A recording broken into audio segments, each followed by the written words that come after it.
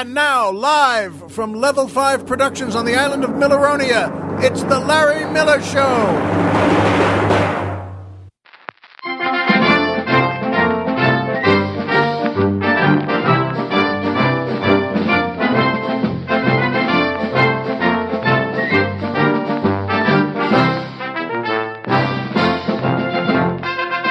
Good evening, Mr. and Mrs. America, and everyone who loves driving in a blizzard through the Rockies.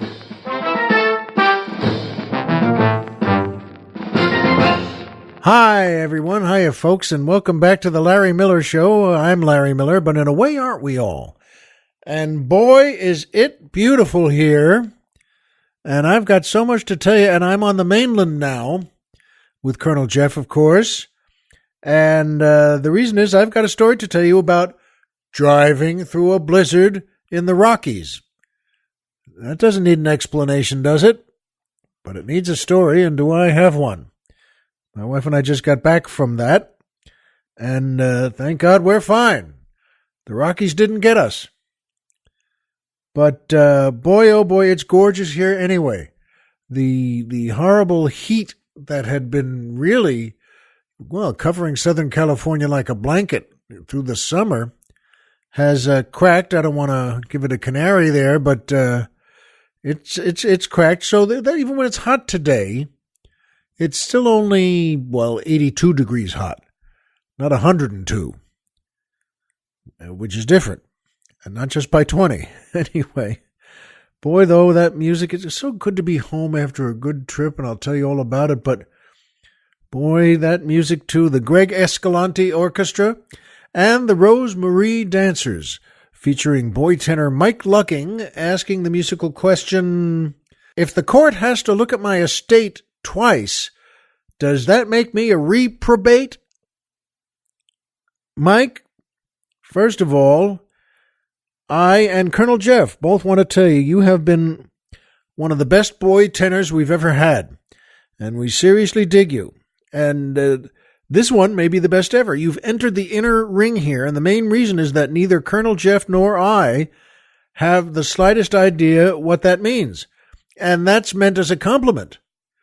Because as the Colonel said, he read it there and at first, and he said, I thought it was just cool enough to be sweaty.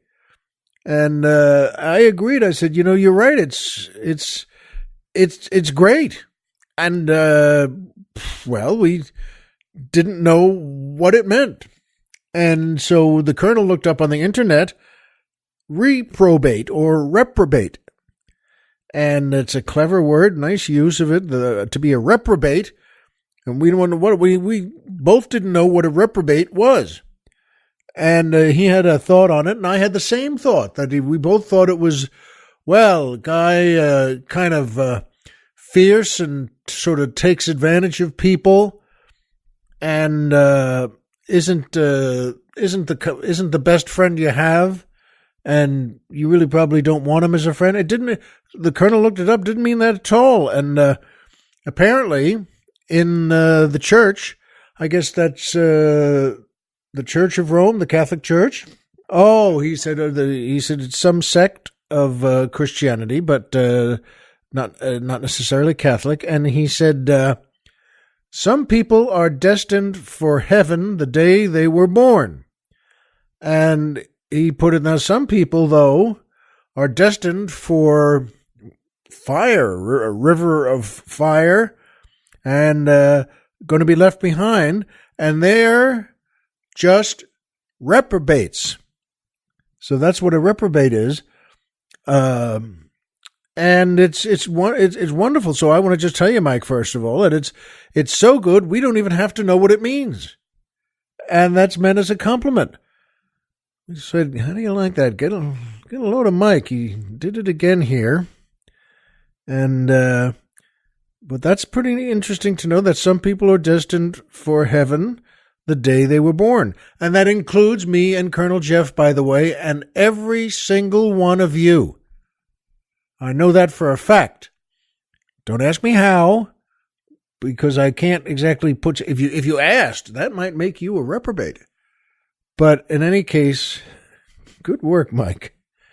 Please stay with us, because Boy, your stuff is all right. And by PayPal. That's right, PayPal, one of the best groups. That's one of our sponsors here. We love PayPal, and it makes you feel like you're saving the world when you work with PayPal. And you know what? Who knows? Maybe you are. If you enjoy my show here, and why wouldn't you? And you'd like to send us a few bucks to help out, and why wouldn't you? You can do it through PayPal. And I like them very much, so does Colonel Jeff. And especially because instead of saying, well, donate this or pay what you like or join the Platinum Club, I like to say, buy us some drinks. That's a good way to show it. Because there are different levels of drinking, levels 1 through 5, all the way up to... We're driving to Florida!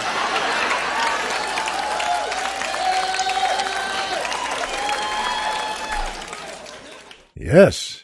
All right. No reprobates in that audience. They're all going straight up to the land of glory. That's where they can meet. Remember, me and Colonel Jeff and every single one of you.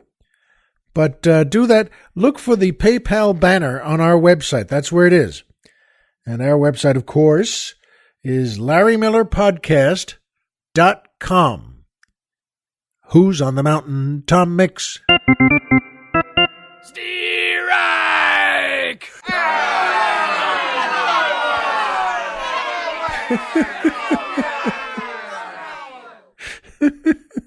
That's a good one. Speaking of things you don't quite know what they mean, that's great. That's really good. Colonel Jeff puts those together. That's a great. That's an old style. Strike. Strike! And that's not the seventh inning. That's the first inning. That's how rough his voice has gotten over the years. Well, a good one, Jeff. And so do that. You know that we look for the PayPal banner on our website because every little bit helps us keep the old leg lamp lit. And thank you to everyone who's contributed already. And thank you for everyone who's about to, because you're so taken with that ump yelling, Strike! Sorry, I slipped that in on you. I didn't mean to. But in any case, thank you, PayPal, and thank you, folks. And that brings me to my favorite part of the show, the joke of the week. Well, this is a good one, folks, and both the Colonel and I liked this one very much. I hope you do, too. There's a reporter, and she's doing very well. She's from a New York newspaper, big-time paper, and she wants to go to Israel and meet one of the folks who are praying at the wall, the Western Wall there. And she wants to we'll have a little chat. Not a big 2-hour interview, but she wants to find out. And she does. She goes up to not up to the wall there, but where she can go and sees a fella that goes up to the wall. He's an older man. He goes up to the wall and he prays and he puts everything on the right way, of course, and he prays, well, for about 45 minutes. And as he gets away from the wall there, she stops him and says, pardon me, sir, I don't mean to bother you, but I'm a reporter from a New York newspaper, and I just wanted to ask you, you had a wonderful prayer there. I just wanted to ask you a couple of questions, if you don't mind. And he shrugs and smiles. And she says, how long have you been coming to the wall here to pray? And he says, 60 years. And she said, really? And how you come every day to the wall to pray for 60 years? And he shakes his head and says, twice a day. She said, you got twice a day you come to the wall. And she says, well, if you don't mind my asking, what do you pray for? And he says to her, I pray so that all the Jews and Christians and everyone else, all the Arab peoples can come to peace with each other, and that there doesn't have to be any more craziness, and that everyone can get along just fine. And she says to him, and wow, you've been doing that for 60 years? How does that make you feel? And he says, frankly, like I'm talking to a wall. And that, we both got a kick out of that. And I have been to the wall, by the way. But I didn't have a young, pretty woman reporter from the New York newspaper come up to me afterwards. In any case, we thought that was a pretty good joke, and I hope if you like it, as always, pass it on to your family, friends, and loved ones. And that's a pretty good one. I'll bet you that fella, God bless him, is still at that wall every day. He should be, and I'll bet he is. And that brings me to my second favorite part of the show, the Poetry Corner.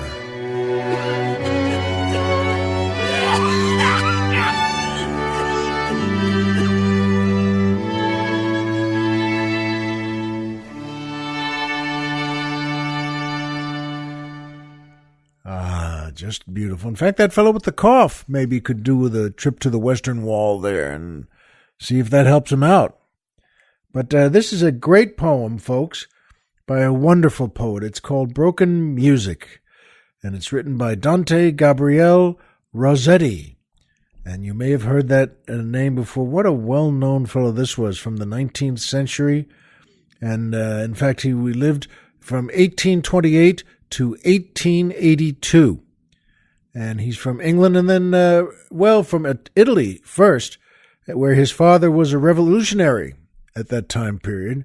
And that was the time to be one in Italy. Remember, they weren't an official country, a republic, till the middle of the 19th century. One very interesting thing to learn about. But it was time for him to get out of Italy. And he knew it. That's the kind of thing you would know in that history.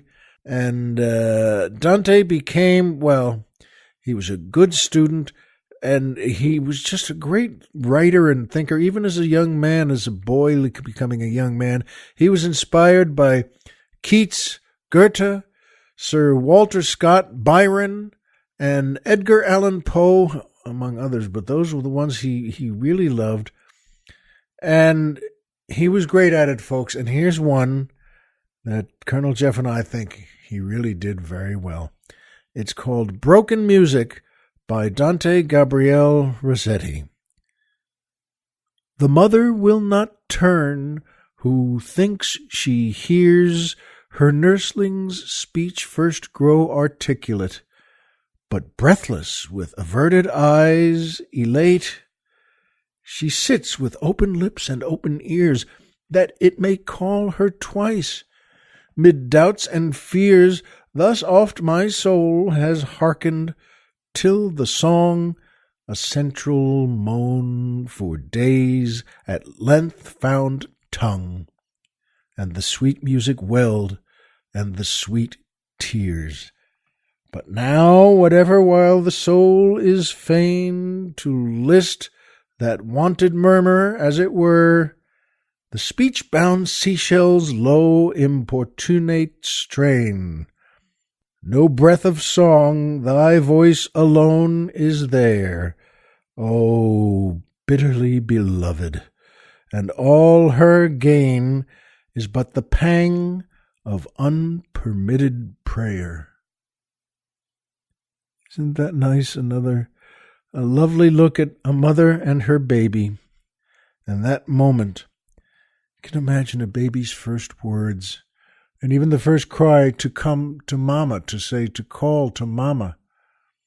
Wonderful, and mama doesn't answer right away because she's hoping and praying for another call to her, that the baby's learning and learning and learning. Well, thank you, Dante, by Dante Gabriel Rossetti, and called Broken Music. Beautiful title. In any case, thank you, pal. And that brings me to my third favorite part of the show. Triple M, the magic movie moment.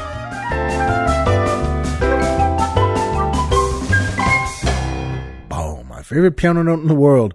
Folks, this is a great magic movie moment. It's a wonderful structure. I love it very much because, well, I love movies. And you do too. And there are times we have a character, a play, something that happens that strikes us even more than another good part in a good movie.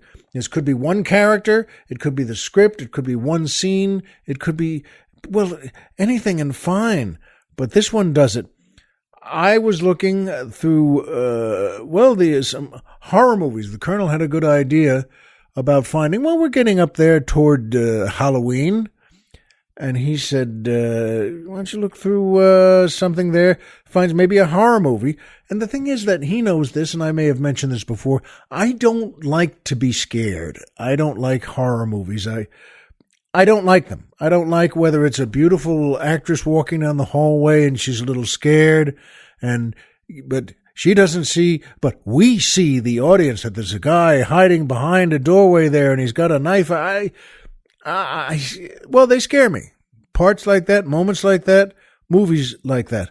So I don't like horror movies and I don't like being scared, but I think the best ones still come out of the 1930s and the 1940s, and they're usually in black and white. And what actors they have to do this wonderful stuff.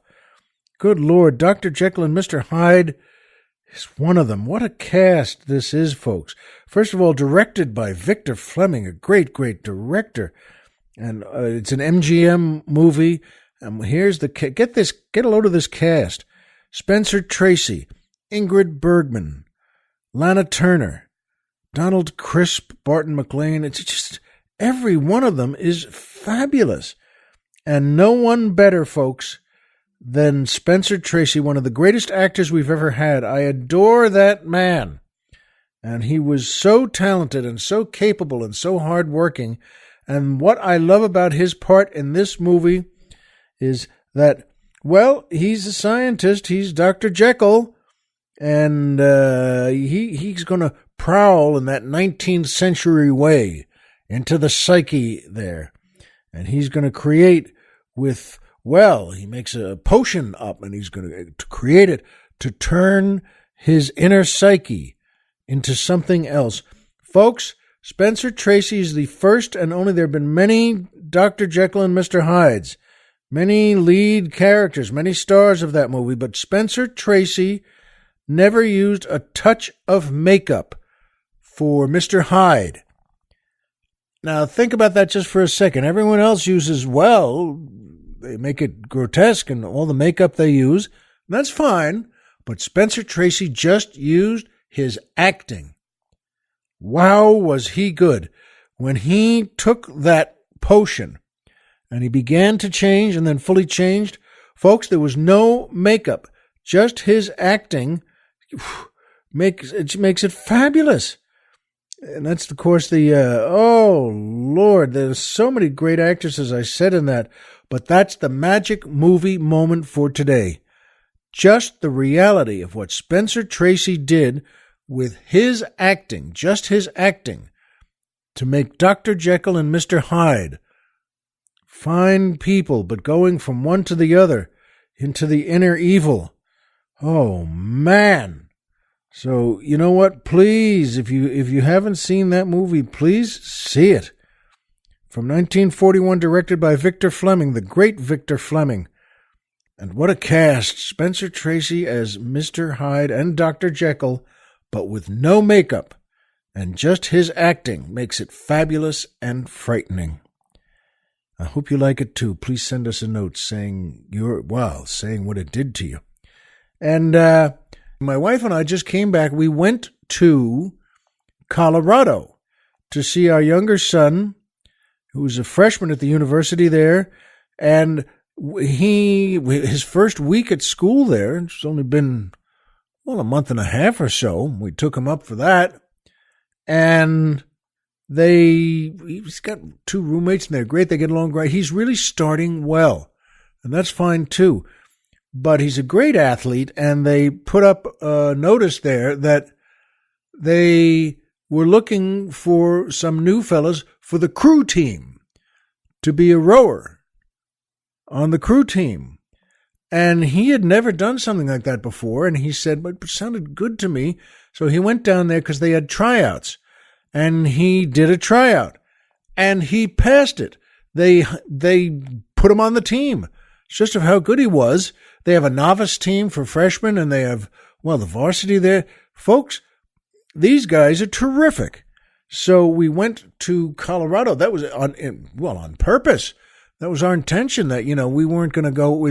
It was their parents' weekend there, which he and, the first time we came up there to just put him in school there, everyone told us not to be around for parents' weekend. They said it just gets too crazy. Everyone is there. All the parents are there, which is fine. Again, they should be there. But they said, you know what? Don't do this. In fact, the bartender at the Marriott where we were staying, I don't know exactly how we wound up talking to him, but I guess we did. And maybe as we were walking by or sitting on the stool for just 2 or 3 hours, nothing big.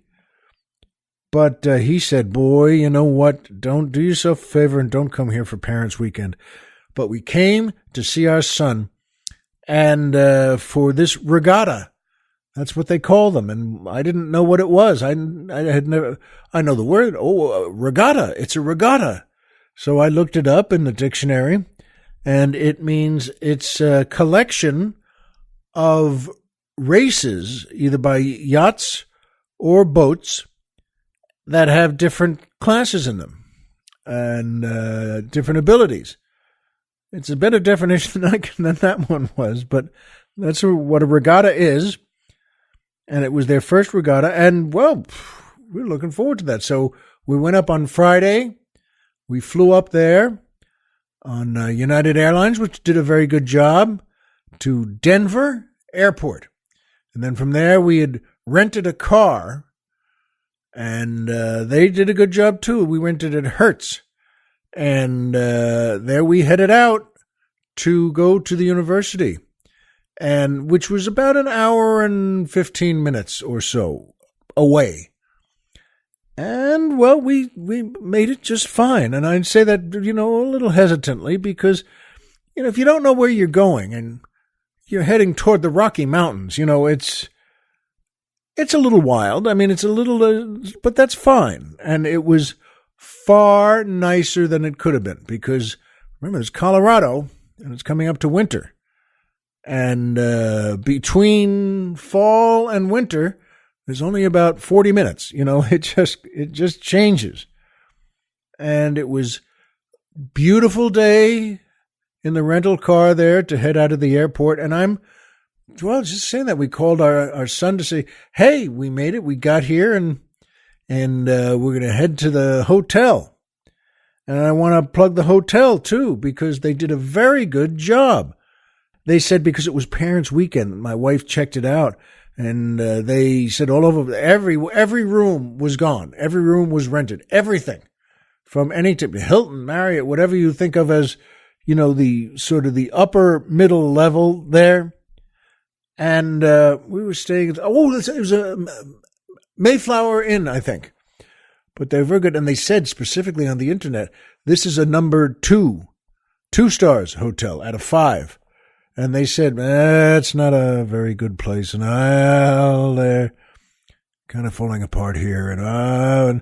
But both my wife and I, we're not babies. Well, we are actually. What am I saying? We're complete babies. But that's great. She got a room for us. And that's what we wanted. And, we're big kids. We can stay in a place that's maybe not a Four Seasons. And, folks, they did a far, far better job than it might have been. And I mean, we got there and, you think about things like this. The doors were fine. The bathroom's fine. The closet is fine. It had 2 double beds there. But when I say fine, I mean that as a compliment. Good work, guys, there. It wasn't at all what we had been led to believe by the reviews of it, which made us very happy. Well, how do you like that? And we got there on Friday. By the time we got there and into the hotel, it was probably about, 4 or 5 o'clock. and we called our son, and we went out to dinner at a nice place. Not fancy place they had, but my son really likes it there, and my wife really likes it there, and that means I like it there. I don't like it there at all. But I didn't say that to them. I don't want to be the old, he's cranky dad again, doesn't like anything we like. Even though I did say a couple of times during the meal, "Oh, come on." But no, I didn't, not out loud. But we had a good time. And then that was, the regatta started Saturday morning. That's why we came up on Friday. And it starts early there because it has to. It was out on a reservoir outside the campus there. And it's also used for public boating and later on in the day. So that's why they say, boat races are all crewing, all regattas have to be early in the morning. And it does. So we had planned to be there, and our son told us, and we're fine with that. We set the alarm for 5:15 so we could get there at, 5:45, 6, and we did too. And folks, it was gorgeous. As the sun came up, it was still dark when we pulled up to this reservoir, and there were other parents there, and 2 other colleges, 2 other universities they were racing against. And we saw our son, and, it took a lot of, personal, just not to hug him and kiss him all the time. And, I would say to my wife during the morning, "I'm just going to go see Aaron again, and she says, "Why are you doing that?" Just stare at him and smile at him. And I said, "Yes, exactly. That's exactly the reason. That's what I want. I want to stand there and just stare and smile, and every so often pat his shoulder." So, boy, folks, it was great. And then, though, I must tell you, how do you like weather? As you know, on Milleronia, the weather is always perfect because I'm in charge of it. I have hired people to invent the exact weather machines they should have, so it's always beautiful. But here in Colorado, and in the foothills of the Rockies, it was gorgeous, and it didn't have to be. And on that morning when we woke up, we put all our stuff on, but we didn't need the big winter coat I brought. I call that my road to perdition coat because it's, those are where it's tweed and thick, and it's really just a heavy coat. The coat itself is half as much as you are in weight. And we'll show you this on a picture on our website. I reached into the pocket and I had my Jerry Garcia tie. I love those ties, and that was the last time I left that tie folded in the Road to Perdition coat for the last time I used that coat, which has been a long while. Even when you work in colder climates, you don't really need coats like that. They should have been bulletproof. That's what they used them for, really. But anyway, I'm never really talked about music with you, I guess, but, I'm a deadhead, and that's the way it is. And sure, I like other groups from that era. I was always a big Frank Zappa fan. And in fact, I did my senior honors thesis on Zappa, on a harmonic motivic analysis of Frank's. I just love the guy, Frank Zappa. God bless him. And but I'm a deadhead. And Jerry Garcia started making some ties and drawing the art on them, and they would make them into ties. And I started wearing his ties when I would go on the road to perform as a comic. And I had one folded in this pocket, and I said, "How do you like that?" And I unfolded it, and it was a little crumply and a little folded up, but you know what? It looked terrific, and it has Jerry Garcia's signature on the back of the tie on the little strap that holds it in there. Well, I thought that was neat, and I'll show you what it looks like. That me and Colonel Jeff will take a picture of it, and we'll put it up on our website. But, folks, we got out there that Saturday morning. It was early, and as the sun came up, it was gorgeous. And I mean, it wasn't cold, and it wasn't snowing, and it wasn't raining. And for them, it was just a great high temperature for them. Might seem cold to you, but it reached 44 degrees, which is tropical for them. And, folks, we didn't need to even wear the coats. And we could put them up at the, about 100 yards away. There was a little restaurant there. And it was gorgeous. The sun came up over the reservoir. And all the boaters, all the rowers. And our son was also a coxswain. And, boy, he does a great job. And here's the thing that happened, though. Now, it began to get, now it's 6:45, 7, and 7:15. And now it was starting to get colder and windy. And nothing was falling, and nothing was coming down. As I said, no snow, no rain. But it was really starting to whip up there, and you could see it and you could feel it. That wind was kicking. And you could see it out on the reservoir. There were little waves whipping. The things that you don't want for crew and you don't want for a regatta, that you actually can't have, because it really takes those boats and whips them. Two of their big boats, the two varsity boats, cracked in half. And I don't mean, they not just tipped over, but they were, crack-o. And those are expensive boats, too. And they tipped all the rowers into the water, and they swam back, and they couldn't reach where the cracked boats were. And I mean cracked in half. Again, I want to make that clear. So they had a temporary, postponement.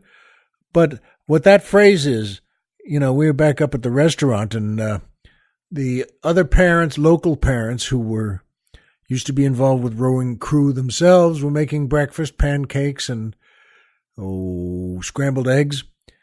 And they said, and my wife was the first one who said, you know what, I just have a feeling this is not going to. And she was right.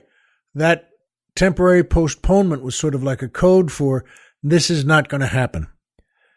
Also, as I mentioned, the boats cracking in half. And you could see you could see the waves on the reservoir. As I mentioned, you could see them, crackling and whipping. And you can't have that. And our son and his teammates they were sad about that. It was a bummer for them. And we just said to him, I know I'd feel the same way, but he said, well, I'm sorry you came up. I said, don't be silly. This is the best thing we ever could have done. We're dying to see you, and here we are, and I'm smiling and staring at you. We're just the whole thing. And we had 1 or 2 penny cakes, and that was fun on a paper plate. You're standing up, you're sitting down. Who cares? It's wonderful no matter what you do. And we walked up now the wind was really whipping. Just to walk that 100 yards from the restaurant back to where the cars were in the lot, and so that our son could also help put away all the things that had to be put away, and getting those boats squared away, and getting all his equipment squared away in the little lockers they have there. Well, they're more than lockers. They're big. They're about 5 feet by 5 feet, and they're wooden, and they have locks on them. And, folks, the truth is that was pretty great. And the 3 of us, we got back to his dorm and dropped him off there. That was about 2 in the afternoon, I guess. And then my wife and I drove back to the Manchester, what did I call it there? Why can't I remember this? The Inn, Mayflower Inn. Yeah, that's pretty good. I knew it had an M there somewhere. I could have called it Margaret's Inn. But the three of us did. It was almost comical in a way that, well, we flew this way and drove this way, and then we did what we wanted, which is see our son, and he was back at his dorm, and he went to sleep, and we did too, and that was, the greatest nap in the world. I said, later to my wife, a couple hours later, and this was sleep. This wasn't even a nap. We slept from 3 to 5:30. That's a pretty good nap. And, the TV was on, and I said to my wife, this is a vacation. Next time we want to see our son, we'll come up, and I don't care if he's rowing or not, we can just go get a meal together and then go take a nap. It was terrific. And we went out to dinner again that night, Saturday night, and same place we had been to on Friday night. What's the name of that joint? Blackberry, I think, or Blackberries. And terrific place. And we got back we dropped him off. We all felt the same way. He's tired. We're tired. You know what? We dropped him off about 8 o'clock back at his dorm. We went back to our hotel, and everyone was happy and then we were going. Sunday we got up, we had breakfast together, and then took him to a clothing store. That's not the phrase I was looking for, but I mean, it's outdoor goods. He needed some more crew stuff where it's, you can put them, you can put them over pajama pants if you want, the things they have there. And also for the body, and gloves, and a crew hat, a knit crew hat. And he had his sneakers and crew stuff there. But, folks, we did it again. We got back, had dinner again together. Same place. Why not? Who cares? And we had a wonderful time. Got him back same time, around 8. Got us back to our place same time. And then we got ready because the next day we were leaving early in the snow. And that's the main thing of this. That, in case you think it's easy to drive in the snow, you're wrong. Because this is not just snow like a Robert Frost poem where it's just, it's dropping gently and, and then clouding up a bit. This was real snow from Colorado. And a couple of weeks before they normally have that kind of snow, but they had it.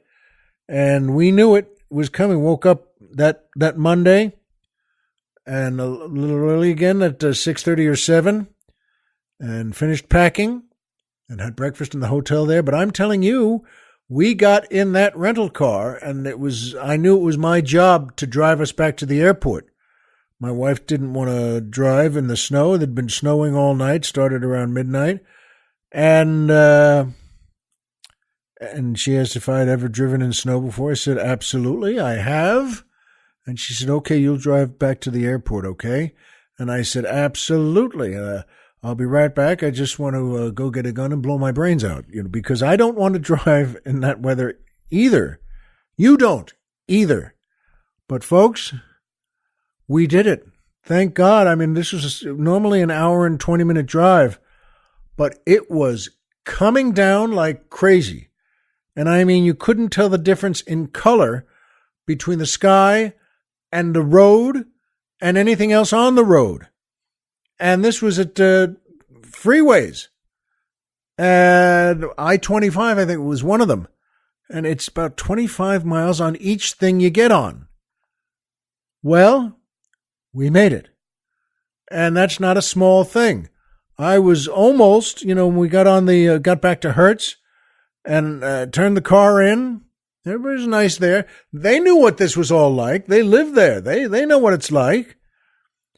But we didn't know what it's like. And then we kind of slushed in our clothes up to their shuttle bus back to the airport. And we got back to the airport. And I'm just saying these things. It may not sound that fascinating, but each thing we did, each little part that we accomplished felt like we had really done something major. And just to get on that shuttle after driving, bad drive, folks.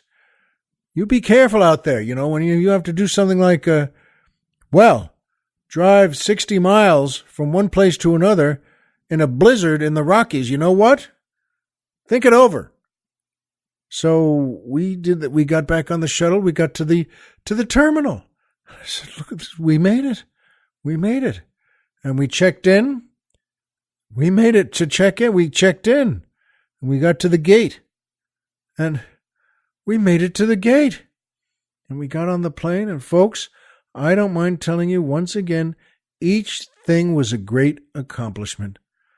And I can tell you that we made it. Thank God we made it back, here to Los Angeles. And we did it in our car. Eileen's car was at the airport. And wow, we went back to pick our doggies up at the doggy hotel there and got back home. We were wasted. I mean, that's how tired we were. And it's how we should have felt. And we did it. We got back there. And there's still nothing like a good shower. And I didn't even unpack us. I just left the bag in our bedroom. Just said, you know what, that's enough. That's it. Just get in the shower, put on clean clothes, bed clothes and some shorts and white socks and a couple of T-shirts. And that is it. There are two great true things that happened that my wife and I both agree on. First, it was great to see our son. It's fabulous. Sure, I want to see him row and do all the crew stuff, and he wanted to very much. And but it was great to see him. It was great to be with him, and yes, to just stare at him and smile. And the other thing is, we will not be renting a car again. The Hertz people are terrific, but they're not controlling blizzards in the Rockies.